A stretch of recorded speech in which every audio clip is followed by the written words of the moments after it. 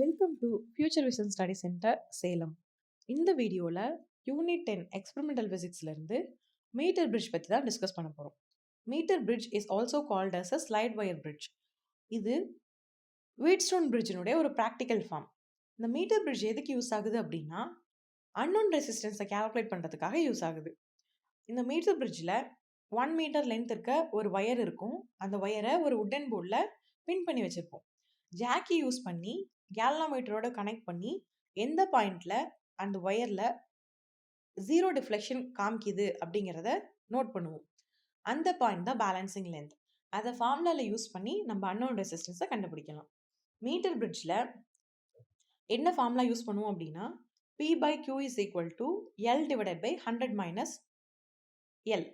இந்த இடத்துல L அப்படிங்கிறது பேலன்சிங் லென்த். அதை இப்போ நம்ம கண்டுபிடிச்சது ஜாக்கி யூஸ் பண்ணி 100 மைனஸ் L அப்படிங்கும் பொழுது 1 மீட்டர் லென்த் இருக்கிற ஒயர் இல்லையா? அப்போ 100 centimetre is equal to 1 metre. 100ல இருந்து கண்டுபிடிச்ச பேலன்சிங் லென்த்தை மைனஸ் பண்ணும் பொழுது we will be getting L2.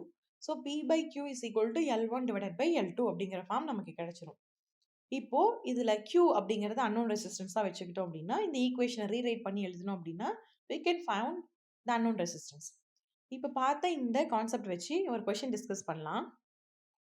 In a meter bridge experiment, null point is found at 60 cm from end A.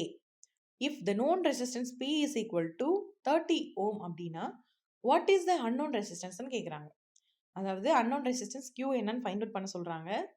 known resistance P கொடுத்துட்டாங்க அண்ட் பேலன்சிங் லென்த் கொடுத்துருக்காங்க 60 சென்டிமீட்டர்னு.